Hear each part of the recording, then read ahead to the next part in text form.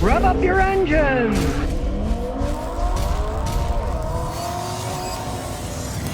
Well, Toyota and Subaru announced that they're going to have a joint electric SUV out in 2026. You might think, Toyota and Subaru, why? Well, Toyota owns a certain percentage of Subaru, and what they want to do is they want to spread the risk out. Unlike Ford, GM, Chrysler that are losing billions making electric cars, Toyota says, so let's team up with Subaru. We'll make a couple electric vehicles, see if it pans out, right? Much more logical way of doing it. Toyota's a big company. They got a lot of money, but they're not dumb. They're not throwing billions into electric cars. They're teaming up with Subaru. Yeah, they already team up with Subaru with their little BRZ thing. It's Toyota, the same exact sports car, only Subaru makes them in the Subaru factory, and then they stick Toyota logos on them. Now, it's set to launch in 2026. So a couple years from now, who knows what will happen between now and then, but it shows that Toyota is smart. They're not throwing tons of their own money into electric cars that people may not buy. It's kind of funny because, of course, Toyota was the bandwagon leader of hybrid cars, starting with Prius.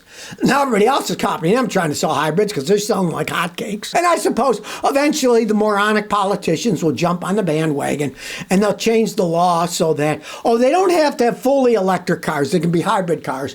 And then they'll stop this nonsense of trying to get us to all drive around in gigantic battery cars that are piles of junk that start on fire. Well, regulators are now looking at 360,000 possible Ford recalls over braking problems with their SUVs. Now, it turns out that the hoses aren't even holding up, the brake hoses. A rear brake hose fails, and of course, the fluid leaks out, brakes don't work, wham. You'd think they could make rubber brake hoses. They've been making them for hundreds of years, right? But not anymore with Ford. And the interesting thing was, in 2020, Ford recalled 488,000 Ford Edge and Lincoln MKS vehicles due to the similar brake hose failures. See, what they do is they try to limit the damage. So they say, okay, yeah, we'll recall these. But these other vehicles have the same parts on them, and they're going to go bad too, right? But they fight it tooth and nail because they don't have to fix anything for free. And as per usual, my solution to this is don't buy a Ford in the first place.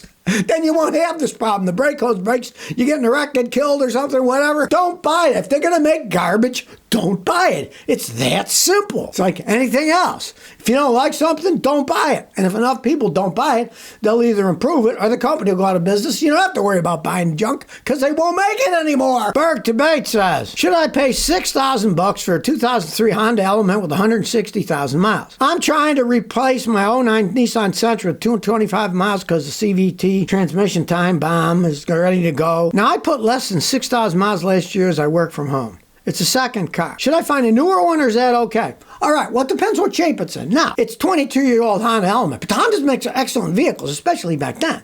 And 160,000 miles isn't that much. Now, 160,000 miles. I try to get them down from the $6,000, whatever. Look, the average new car is $45,000, so it's a lot less, right? And you're only driving it as a second car, and you're not putting but 6,000 miles a year on it. Have a mechanic like me check it out. A mechanic says it's okay, go ahead and buy it. It'd be a decent second car. Because if you're going to find something newer, you're going to be paying a lot more money than you're going to pay for that. And those Elements are really well-made vehicles. Like I said, you got to have a mechanic check it out. You don't know if it's wrecked, flooded. You don't know the history of it. You'll find out when a mechanic looks at it. And if he does, it could be a good car. They're really well-made. The only thing I'd worry about that is drive it first, see how the transmission shifts. If it shifts great, then have a mechanic check it out. But if it's got wonky shifting, that means the tranny's going out, then don't buy it. I can't help but laugh at this one. GM is ditching the name Ultium for their battery system, right? A while back, our new Ultium system, they spent a fortune on a Super Bowl and other ads. GM Ultium bad. No, they're dropping the name. Well, they kind of proved to be ultimate garbage, so they've dropped the name. They're still using the technology, mind you, but they're dropping the name. Now, there's GM for you, you know? Do they think by changing the name it's going to change something? What do they say? A sow's ear is a sow's ear. It's not a silk purse, so GM is dropping the name Ultium for its electric vehicle batteries and supporting technologies after spending years promoting it. They didn't come up with some other revolutionary thing. No, they're using the same crap. They're just not calling it Ultium anymore. Yeah? GM confirmed the switch of the name ahead of an investor event and tout efforts to diversify battery chemistries. So they changed the name.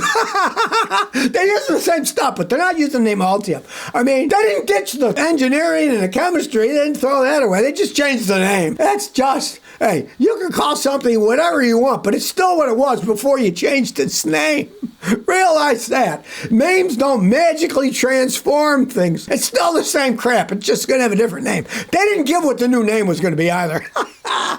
I guess they're having a meeting to discuss what name they're going to choose. Well, if you're following a Dodge Ram truck and that turn signal light keeps going on, it might not be some old guy who forgot he had his turn signal on, because Stellantis now has to recall 130,000 Ram trucks because the turn signals won't turn off. They made them so poorly that they bind on the steering wheel and it breaks off the plastic crap that resets your turn signal, so now they just stay on. So you might think, oh, there's another old man driving a truck, doesn't know what he's doing, his turn signal's going as he drives down the highway for an hour. No, it can be because they didn't make them right. And here's what the problem is. These vehicles were, quote, built with the steering column control module where mechanisms within the turn signal lever experience an interference condition. Instead of making everything mechanical like they used to, they're doing it all computer-wise, and now that system is breaking down. And here's how hilarious. This is how complicated they are. Dealerships will perform an inspection and, if necessary, replace the steering column control module. Everything is computerized, even turn signals.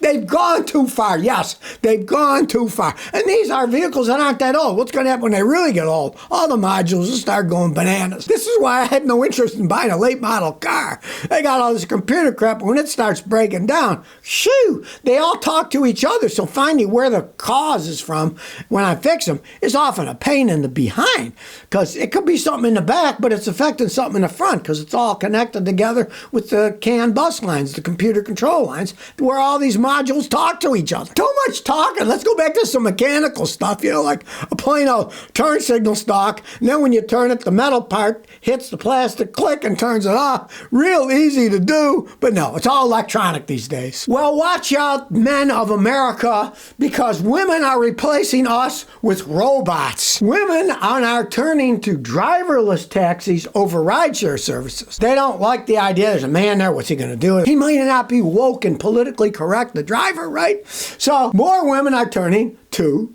the driverless ones. There's only driverless taxis in certain areas. They're testing them out. So this is a very limited amount of data that they're building it out of.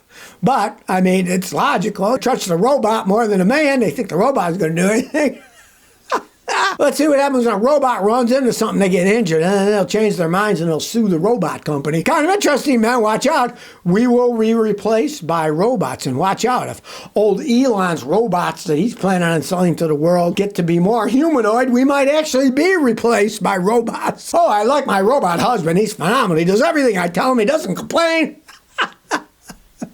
So beware. The robots may be driving women around eventually. They may be cohabitating with them. Who knows? Well, I couldn't help but resist reading this article. The Boring Company's Vegas Loop is a comedy of trespassing errors. The guy went around explaining the whole thing. People are trespassing in the tunnels. Some people accidentally, they follow a Tesla going in. Well, the whole thing shows what a joke the Boring Tunnel Company was. Oh, we're going to save the world with underground transportation. Somebody beat you to the punch in the 1800s. They were called subways. And subways are trains that hold a lot of people, and there's a lot of trains. They go real fast, and they cost a ton of money to build, right? Putting one car at a time in a tunnel isn't saving anybody. This has not stopped congestion in the city of Las Vegas. I drove through there a few months ago when we went to see Death Valley. I didn't stop in Vegas, just got in a plane, rented a car, and went to Death Valley, which is quite interesting. If you ever want to go, you got to go with something to see. But do like we did. Go in May. Don't go when it's super hot. Right? This idea that this was going to say they're going to build between cities. What nonsense. What total nonsense. Right? You would need so many cars to use those tunnels. They'd have traffic jams themselves. And the hilarious thing is, his whole thing about the boring tunnels is, well, my self-driving cars are going to be driving people around. Yeah, even today at the Las Vegas boring tunnel, the Teslas are driven by people. People are behind the wheel driving them. And this is inside a tunnel, delimited space where you don't drive that fast. They still can't even drive themselves. So, shows yet another failed Elon Musk idea that suckered somebody into spending a bunch of money to put a hole in the ground in Las Vegas. It's a good thing that most of the other people that are talking about it never actually built the stupid things. Just a stupid idea. Yeah, one car at a time in a tunnel. That's going to solve people's problems, right? No, it isn't. Subways, they work great, but they cost a fortune to build. It takes many decades to get a big system going, and they have all kinds of train cars together. They don't go one at a time. So if you never want to miss another one of my new car repair videos, remember to ring that bell.